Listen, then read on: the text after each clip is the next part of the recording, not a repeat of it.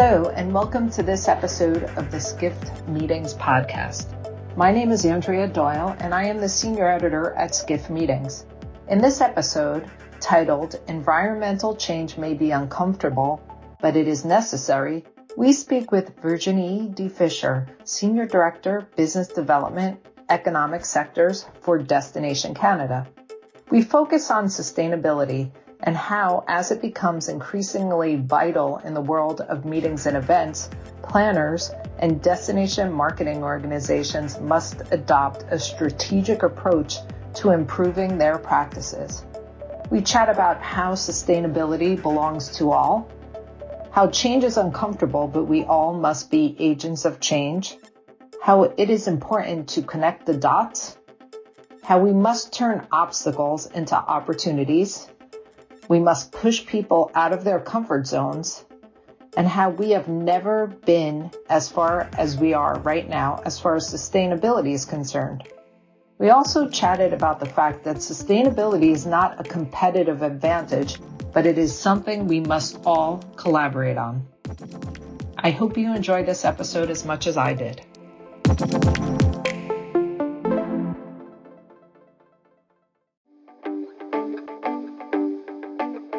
Now for a word from our sponsors, PHL Life Sciences, a division of the Philadelphia Convention and Visitors Bureau. Host your convention or trade show in Philadelphia, one of America's leading life sciences hubs. PHL Life Sciences, the first and only CVB division of its kind, will connect you to the professionals at the forefront of your industry and to a culture you can only find in Philadelphia. A city known for its rich history that's forging a bright future, Philadelphia challenges the expected and defies convention. A world of discovery is waiting. Visit phlife.com to learn more.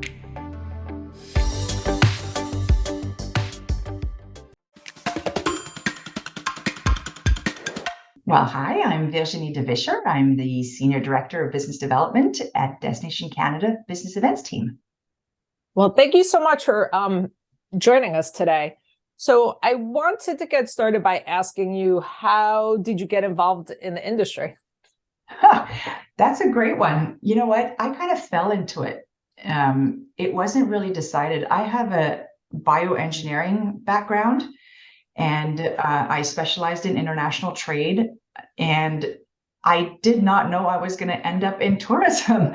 And it just happened. It was an introduction between two people. And back then, they wanted me to lead a program that was linking kind of my background to the tourism industry. It was a local ambassador program. And that's how I fell into it and actually really love it. Wow. And can you explain the journey that brought you to Destination Canada from being a bioengineering major? Yeah, well, it's a long story. So I have a international upbringing, and so I did my engineering studies in Belgium at the University of Louvain. And once that was done, I went straight into humanitarian aid work in the Congo. Wow. And so I worked in humanitarian aid and then in the private sector for many years in Africa. So I did the Congo, I did Zimbabwe, and then Uganda, and working in the coffee industry, in the IT industry, all private sector.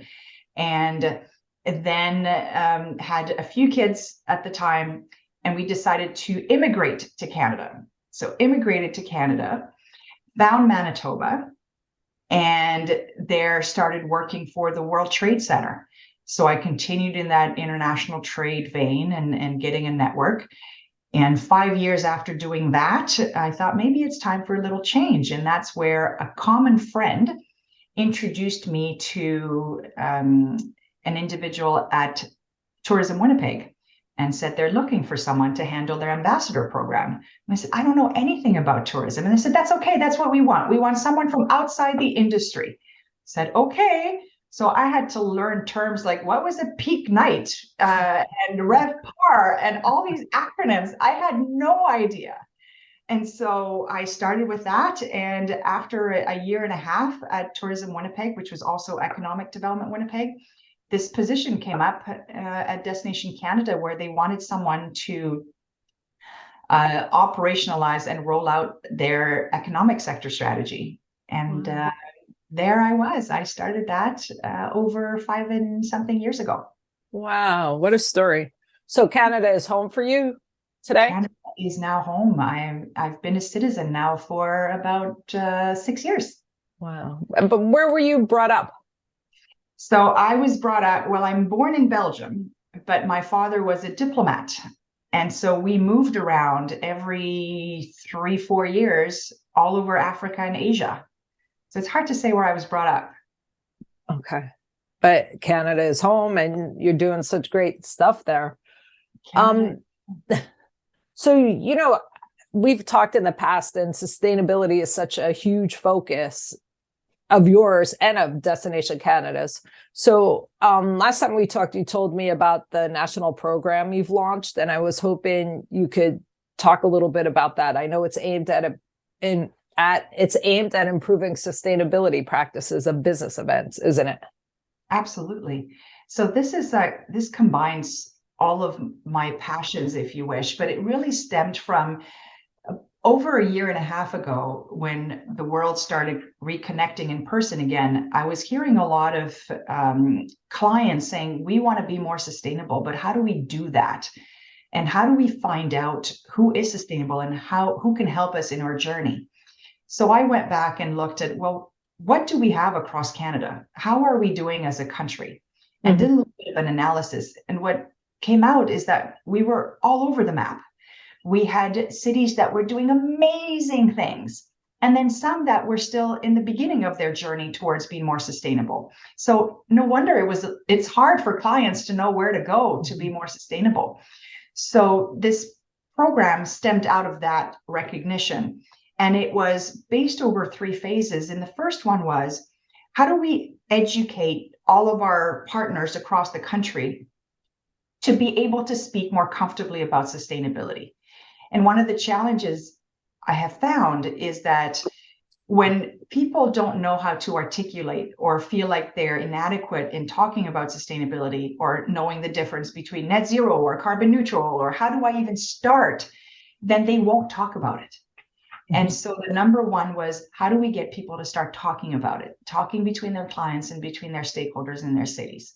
So step number one of this plan is that education phase. We're halfway through doing all these workshops. The second phase was understanding where we're at, so that destination assessment study. And we decided to use the Global Destination Sustainability Index, the GDS index, as a benchmark. We did not necessarily want a certification. And so that benchmark is a lay of the land. It's a repertoire of all an inventory of all the initiatives that are taking place within the destinations across the country. And keep in mind that we were really specific in not being just environmentally sustainable. It was really looking at the different pillars of sustainability. So environmental, sociocultural, and economic. Okay. And the final phase of the program, of the plan, is the storytelling. Because now we need to turn all these initiatives and what the cities are doing into solutions that are for our clients. So how do we get that package of information to make it easy and accessible for people who want to come and meet in Canada? How do they know what's there? How can they be more sustainable? So full circle into giving back to the clients, turnkey solutions, and make it available. Okay. So you said you're halfway through the education part of this. Are you surprised by the reaction you're getting? Yes, in a very positive way. I think there's gratefulness, there's a greater awareness. I love being on these workshops because I see some of our partners that don't necessarily talk to each other from coast to coast to coast, and they're sharing best practices and information. It's really fun to watch. And I'm like, wow, we created this, right? We kind of jump-started something that had started in different cities, but not everywhere. And it's not comfortable for everybody, trust me. But it's really creating that environment of collaboration, and that sustainability belongs to all. Everyone has to be part of that journey, wherever you sit. So it's really positive reaction. And I think some are connecting with me and saying, hey, how do I do more? Like, I love this. Do you know of other courses? How do we go to the next level? What has surprised you the most in working with your partners? Two things. I think the collaboration, I knew they were collaborative, but to be collaborative on this subject was really surprising and fun to see. The second one is the awareness that, geez, change is uncomfortable, and this is change. And it's seeing that reactions are, well, this doesn't belong to me, or this doesn't fit into my portfolio or my job description. Well, no one's got sustainability in their job description unless you work in that field. But how do you integrate it so that it becomes part of all that we do, and it just becomes horizontal for everyone? So that's been a learning for me, to see that it's just not natural. It is change, and it is not comfortable. And how do you make it more comfortable? By educating? Is that key? Yeah, educating, getting it more accessible. Once people understand something, it becomes less scary. And we try to connect the dots a lot more for them. Okay, so if I sell business events and I work with clients, if I start talking about sustainability and I understand what my city's doing, then I will actually do my job better, because the clients will see me as solution providers and perhaps bring more of their events to my city. So then it's like, okay, I get it. I know why it's important now. So that's one of your roles, dot connector. 100%. Yes. I think I should change my title to dot connector. Okay. For those listening who want to become more sustainable, where is a good place to start? Because like you said, change can be scary. Change can be scary. And there are so many courses out there, so many support systems. I have to say it was a little overwhelming. I started this journey and I must have taken, I don't know how many courses. I tried them all. I've done the MPI course. I've done the Events Industry Council one. I've done the International Society of Sustainable Professionals one. I did the meeting show one with Isla. Like, I'm really testing them all out, because when we started this plan, I wanted to know, which one do I bring to our partners? Which ones are good? So I have personal recommendations, personal favorites, but I would say find out what's available next to you. Start reading about it. Okay. And what does it mean? I think that's the first step before jumping into anything, because there's so many different avenues about where you can start. Are you ready to celebrate your successes in the world of meetings and events? The Skift Meetings Awards are back for 2024, recognizing the most innovative business events companies across 15 categories, and we want you to be a part of it. Winners will feature on Skift Meetings, sending a clear signal to events professionals around the world that these are partners they can rely on. The final deadline for submissions is June 11th. We encourage you to start your submission today to secure the best entry rates. For more information and to start your submission, head to live.skift.com.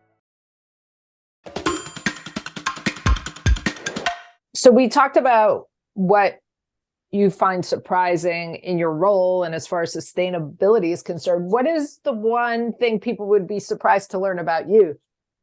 Oh, about me. I think people are often surprised to know my background or where I come from, that I'm an immigrant, that I'm not native to Canada. That's often a surprise. Just that international connection, that I'm not from the tourism sector. And do you feel the fact that Canada has become your home ignites you a little more to make a difference and to take on this huge topic of sustainability? Yes. You know, when I first moved here, I had, and I moved to Manitoba. I got a lot of questions. Why are you moving here? And some were telling me, well, they were born there. They had no choice. I said, I chose to move here. And I discovered things, and I could make them see things in their own cities, in their own province, about how different and how magical it was. And so coming with fresh eyes is that perspective that immigrants bring in being so much more grateful into the country that's adopted them. And this is almost like paying it forward and bringing it back to the country that's adopted me. And we just see it with that magic. So I love selling Canada, because it became my home because of the welcomeness of the people, and how I can bring that forward outside now in what I do. How did you choose Manitoba? um, Or did Manitoba choose you? It is, well, kind of. So Canada was the choice, but to immigrate to Canada is actually not an easy thing to do. But Manitoba had a special provincial nominee program where they would target immigrants that they needed for the workforce. And one of their programs was to attract Francophones. And of course, I'm a Francophone. And so it was almost like a fast track to get into the province and into Canada. So we used that track, and it was about a year of waiting and paperwork and anxiety, and finally we were accepted as someone who could come and move to Canada. Wow, that's great. Mm-hmm. What were some of the obstacles you had to overcome on your way to your current role? On my way, that's an interesting question, because I don't see many obstacles as I go along, more that these are challenges that are opportunities to overcome. And my kids often ask me and say, Mom, if you were to redo your life, what would you erase or what would you take away? Some of the challenges I say, and then I think and I say, nothing. Everything that I have gone through, and my life's not always been rosy, has shaped me to who I am. Mm-hmm. And every time I've managed to turn these obstacles into opportunities. And so they have shaped me. But one of the ones that I realized recently was I went to PCMA in Columbus earlier this year. And one of the takeaways that I got is how easily people can go back to their old ways. Mm-hmm. It is so easy to go back rather than change. And when we all went through the pandemic, we said, oh, events are never going to be the same. We've changed so much. And who hasn't gone back to a trade show or an event and said, oh my, this is exactly the same as it was 3 years ago? Like, not much has changed. And that to me is the biggest obstacle, is because I see myself often as an agent of change and pushing people out of their comfort zone, that push that people have to go back to same old is really tough for me. Mm-hmm. So that's an obstacle that I have to deal with all the time, is keep moving forward against the tide that moves backwards. Mm-hmm. Do you feel we are moving forward as far as sustainability is concerned? Yes, I think we've never been as far as we are right now. One, there's just global pressure. We have to do something, but there's so many more people that are talking about it. There's more tracks and events that are putting it on the agenda. I love it when I see it in RFPs that clients are wanting to add it. I have it on it as a discussion item with our meeting planner every time we meet. So it is really moving the needle forward. And one of the things I see is, when we launched the sustainability plan, it was one thing was to elevate Canada's position internationally. But as I went along with this, it was really not to be a competitive advantage. And it was really a collaborative advantage. And that's what sustainability is all about, is that we all have to work on it together. It's really collaborative. And I hope that this framework that we've developed, it can be emulated and copied in many different countries. Why not? And that, I think, would be the biggest reward in terms of doing this. And I've had the opportunity to speak at different sessions or different events around the world with other countries to speak about this in a very collaborative way. I share with Singapore, I share with Sydney, with Washington, D.C. In a few days, I'm in another webinar with Scotland to speak about sustainability.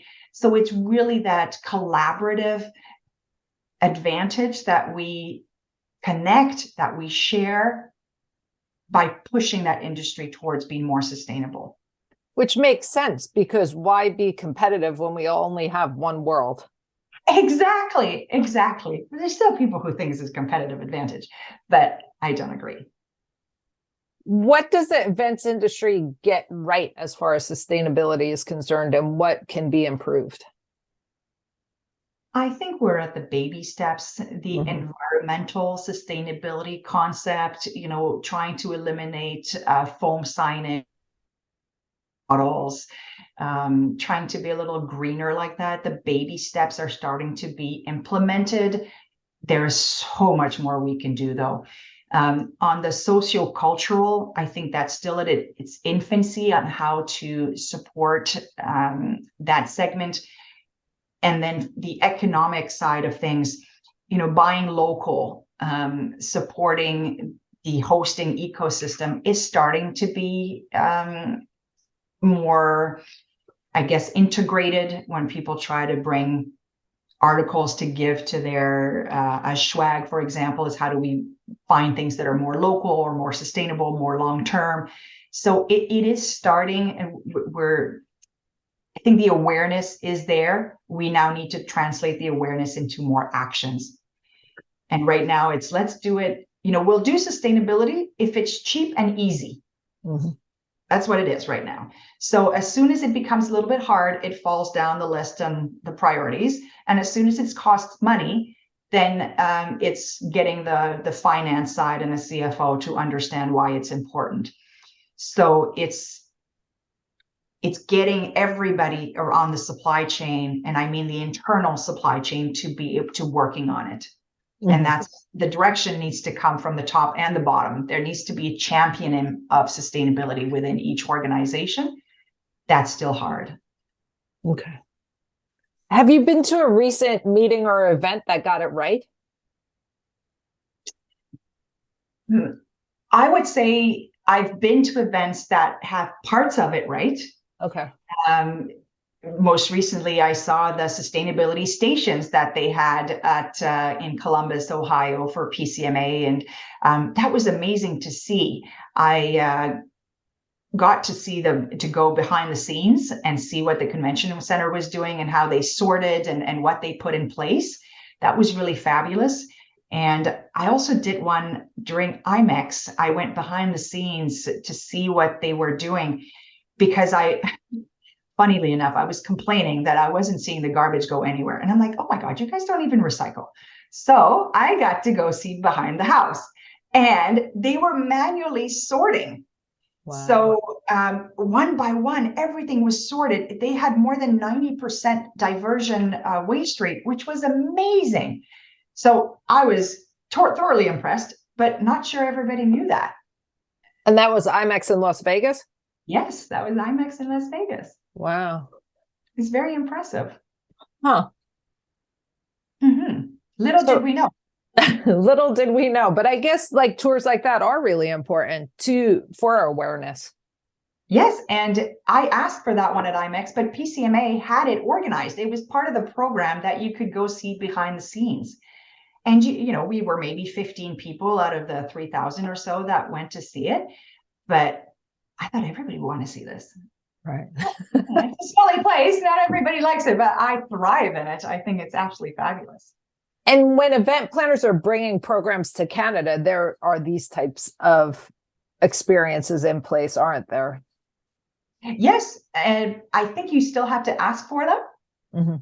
But I think everyone should ask for them. When you're booking an event somewhere, it's asking what happens behind the house. I just went to Montreal and got a tour of the convention center behind the scenes. So it's easy to ask. I think people are very open to sharing what they're doing, and it will become more and more the norm, I believe. Okay. Who has had the biggest influence on you in your life? The biggest influence. Well, sorry for sounding cliche, but I think my dad. Okay. My dad, in his ethics, he was a European Union ambassador. He had big responsibilities, but I always admired how he handled people, how he explained things, his discipline and his motivation to get things done, and how he pushed us out of our comfort zones all the time and said, if you want to do something, work hard and you can do it. Doesn't come easy. You've got to work at it, but you can make it. So he was a massive, massive influence. And I guess I have two people.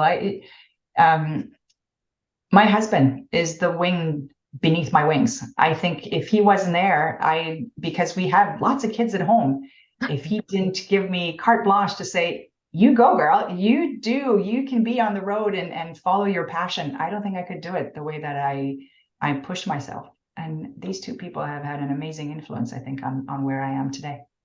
That's lovely. And I guess, like you said, your dad instilled that work ethic, and that change is hard, but change is necessary. And that applies to what you're doing at Destination Canada as well. 100%. I think everything I've learned throughout my life brings back into work, into those work ethics. I mean, developing a sustainability program on a national level, and convincing destinations that is what they have to do. I'm happy to share with you, we have 16 destinations across the country that have embarked on our sustainability plan that will go through the GDS index. My target was 12. Wow. So 16 is massive. And this was, you talk about connecting the dots. It was reaching out, explaining to them why this is important, influencing, inspiring, motivating, and then getting them to kind of sign and say, okay, we're doing this. And then they all had to create their green teams. They had to find people within their organizations that were going to take the training, that were going to do the work. It's not easy, but and there's lots of pushback along the way, but I think that work ethics that was instilled in me from early on is what keeps pushing me forward. I see the benefit and the long-term impact that it can have in terms of being more sustainable. And that's the drive. That's what makes it happen. And how long has that journey been? The sustainability journey started about a year and a half ago. Wow. And you already have 16. Yeah.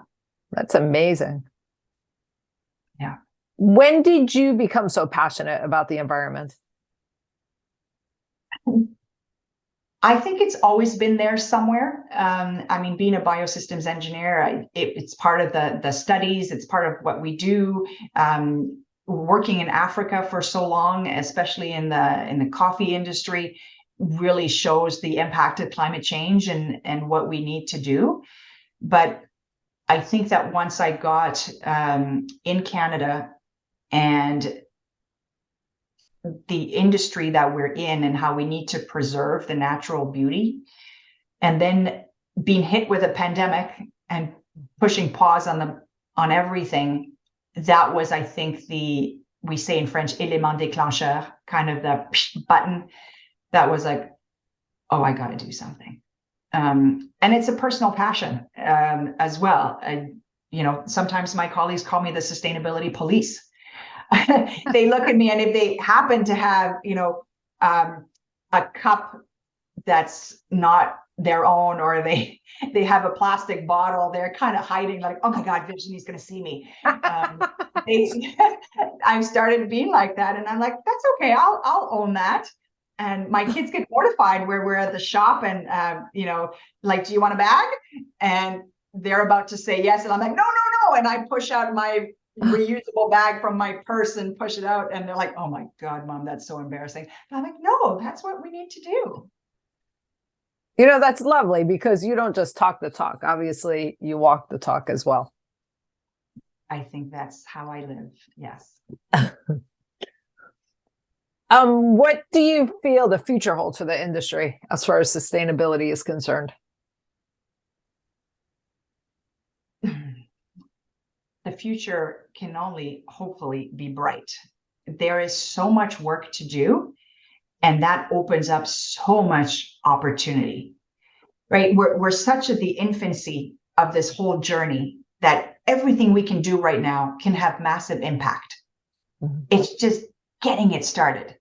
If we were to just eliminate plastic bottles from every single show we went to, that would be huge in terms of reducing our plastics impact in the world. So the future is bright. There is tons to do as long as we put our efforts towards it. That said, it will take that collaboration and that work and dedication. So the more people can talk about it, the more efforts will be done. I'm so impressed by a lot of the work that many of these national and international leading organizations are putting towards sustainability. it now needs to trickle down into lots of actions, right? There's lots of talk. How do we make it happen?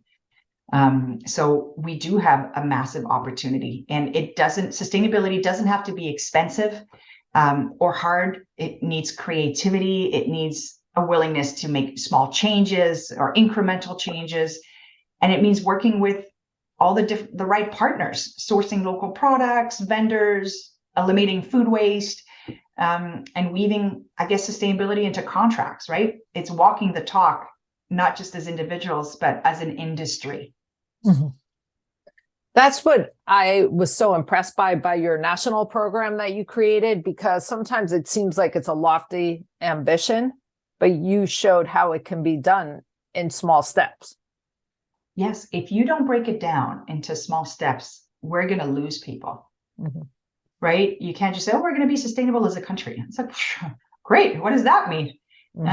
Let's bring it down to the individual level, to organizational level, and let's first learn about it. And then let's inventory what we have. And then let's start telling the stories. So small steps. And then what does that mean? And by doing that, it's funny, I see people coming out of the woodwork and saying, hey, by the way, I'm working with this client. Do you have an RFP I can use? Or do you have like sample language? Oh yeah, guess what? Such and such organization has done this here. So there's a lot of sharing. We don't have to reinvent the wheel. And that's that dot connecting that you mentioned earlier. That's what we try to do, right? Use what's out there and make it stronger for everyone. Back to that collaborative advantage. So my biggest takeaway and what I'm most impressed with is how you connect the dots and see this as something to collaborate on, not compete on. Absolutely. That collaboration piece is so much fun, because when, I'm on Singapore's website all the time. And, I shared that with them one time. And I thought, oh my God, I'm just, admitting some terrible stalking secret here. And the guy's face changed, and he's like, oh my God, I'm on your website all the time. Wow. So it was kind of cool. And now we speak at things together. We were just in Poland in November, and we're on a panel together to speak about the initiatives that we're doing. So it's truly that collaborative international advantage, because we see how it can impact our entire industry. If all destinations across the world are doing something, then international associations that also move across, they will bring what they learn in one city to the next, and so forth. That's the only way that all of us will be better as an industry. And we want our industry to continue, right? We can't just say, look, it's not sustainable to move around the world, so let's just kill in-person meetings. But what happens is that solves the problem from an environmental perspective, but we're losing all the benefits from an economic sustainability and a sociocultural sustainability point of view. So it's not really one solution that is good for everything. We need to think of it holistically. And that's the magic of the events industry, the collaboration, the working together.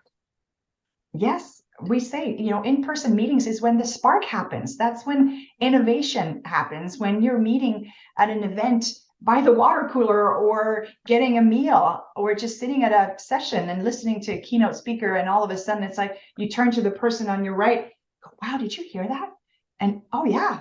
And there you start talking, and who knows what happens from there. Well, this was great. Anything else that's important for us to know that I didn't ask or that we didn't touch upon? I think we touched on a lot of things, but if our industry is really to meet those net zero targets by 2050, it really takes all of us, the entire supply chain, to work together in partnership and try to implement these solutions that can be extremely powerful. Okay. That's the last message. That's the one. And for event planners who haven't checked out your site and what you're doing, that's a great place to start, because I know you have this whole program in place. What exactly is your web address? So funnily enough, we don't have it on our website yet, as we're relaunching our website, redesigning it. So we have little piecemeal information. So I would say connect with me first to get those details. And then I can share, once we go through the GDS index, we will actually have a national dashboard.